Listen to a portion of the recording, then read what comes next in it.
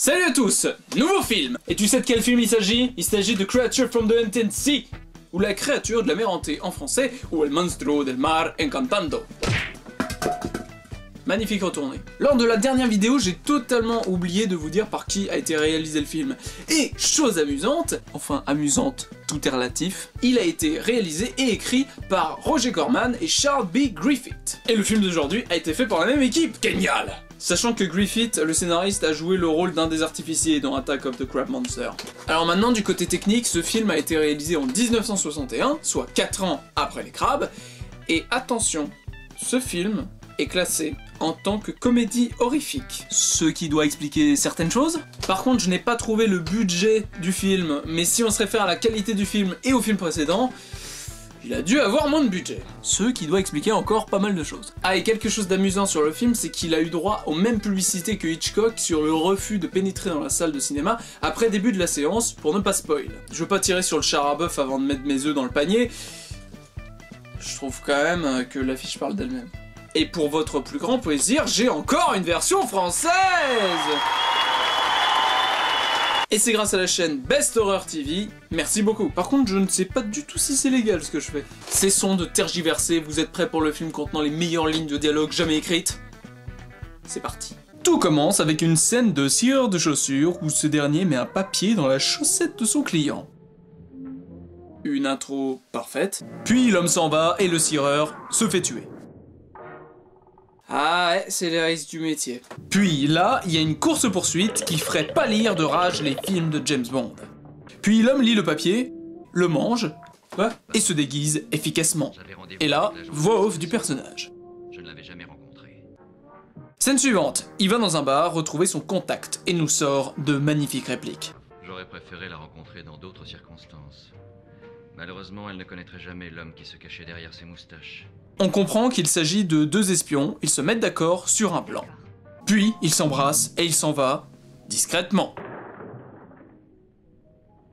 Et là, on a droit à un excellent générique en animation.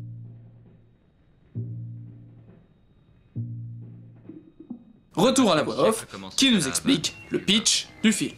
L'histoire que nous allons vous raconter, une histoire de vol, de trahison et de meurtre, commence par l'une de ces réunions.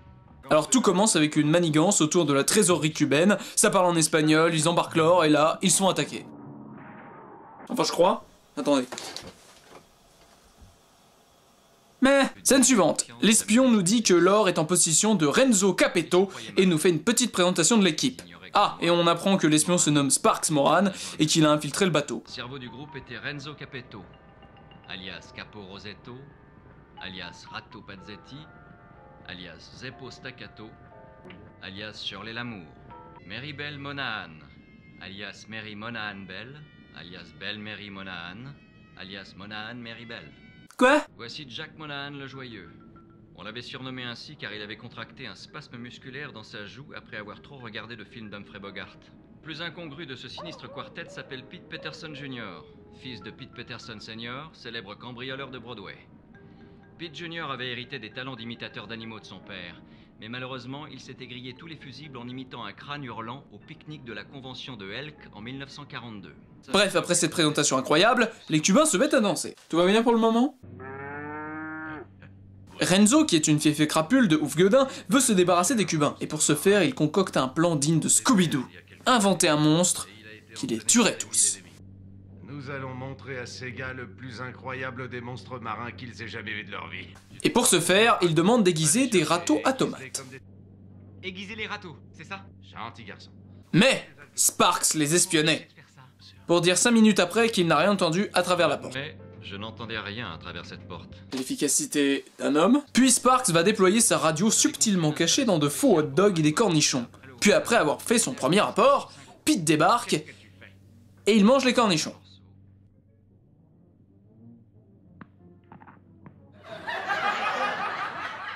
On enchaîne avec des scènes de drague où d'abord les Cubains draguent Mary Bell, puis Sparks, allez-y, open bar.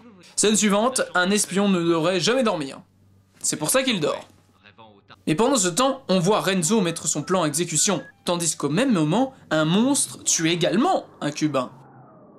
Au matin, le général parle en espagnol, personne n'a compris, finalement, il décide de tous changer de cap à cause du monstre.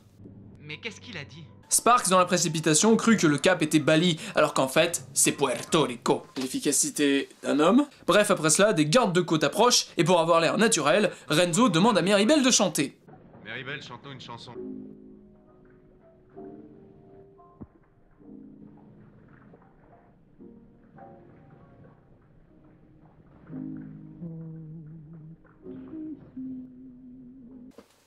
Pardon? Bonjour, je recherche la qualité sonore. C'est par où? C'est par là? Merci, j'adore vos yeux. Avec du piano aquatique. Ah bah y a pas de piano à bord, donc Puis il tue les gardes de côte et Sparks tape Renzo à coups de poisson, tout ça, tandis que Meribel continue de chanter. Meribel, tu peux t'arrêter de chanter maintenant. Scène suivante, Renzo explique à Pete qu'ils vont faire sombrer le navire sur des récifs. Ensuite... C'est la scène de naufrage, ils évacuent les Cubains, s'emparent de l'or, Sparks drague encore, et là, le monstre attaque les Cubains. Bref, tout ce beau monde arrive sur une île, déserte je précise. Pete va l'explorer, Jack va chercher un bateau et du matériel de plongée, et grâce à la poudre magique d'Ellipse, en vente dans toutes les pharmacies de France. Les Cubains ont construit une maison. Et Sparks part de son côté sur l'île pour rejoindre une cabine téléphonique. Et c'est à partir de cette scène précisément que le scénario s'est pris une énorme bouteille de pastis. Et je suis obligé de vous laisser la scène. Aux États-Unis, numéro 762691. Oh, Estados Unidos, Washington, CT, 6, 6, Duo, 6, 9, Doué, Duo, enfin ce que vous voudrez, quoi. Ouais, c'est ça, merci beaucoup. Ce service est vraiment stupéfiant. Allô, je suis au bar San Domingo. Y a-t-il une fille qui joue aux échecs? C'est ça, bah, je voudrais lui parler. Allô? Je vous donnerai tous mes véhicules et tous mes chemins de fer. Aucune chance, car le bandit est en prison. N'allez pas plus loin. Ne vous occupez pas des 2000 $. XK 120? Exact. XK 150? Exact. Écoutez, je ne peux pas vous parler et je ne sais ni ce qui se passe ni où je me trouve, mais j'ai l'impression que cette affaire est sur le point d'exploser. Je ne peux pas parler, quelqu'un attend le téléphone, on reste en contact, compris? Répétez la dernière partie du message. On reste bien en contact. Avez-vous compris le message? Exact. Dans quel sens dois-je déchiffrer le code? Vers la gauche? Gauche? Exact. Au revoir.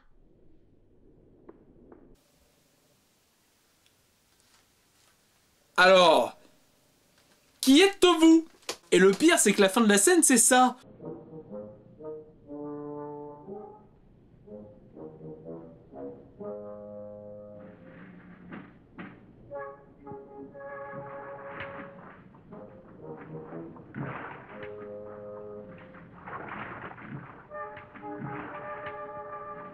C'est quoi la définition d'île déserte déjà?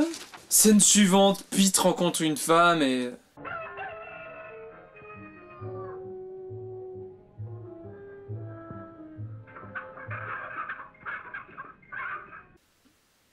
Attends, définition de logique, conforme aux règles de la logique.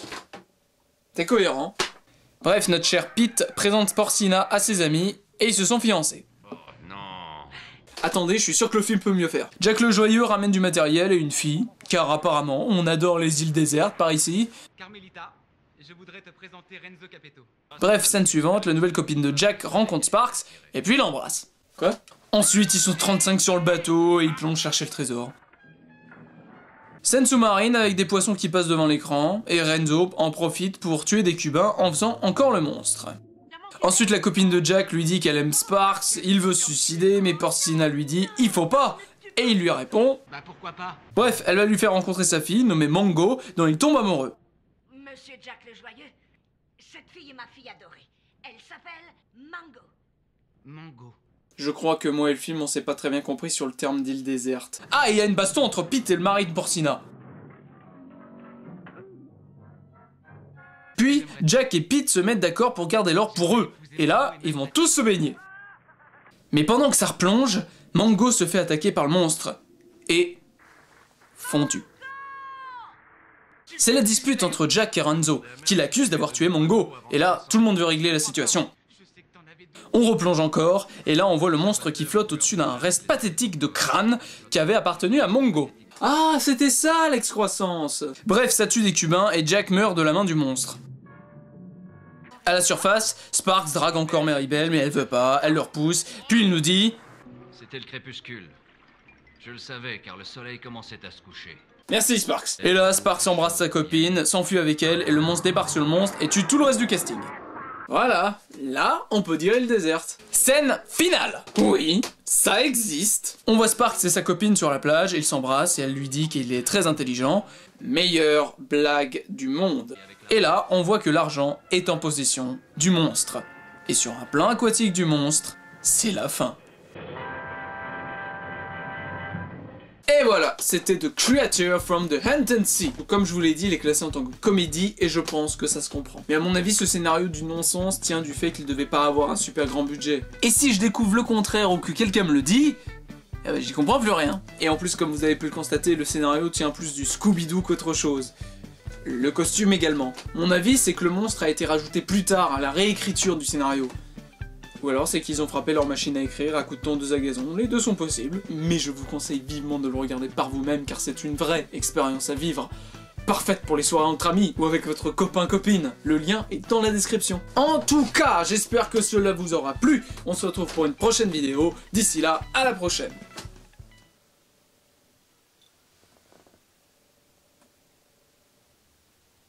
Sortez de mon plateau.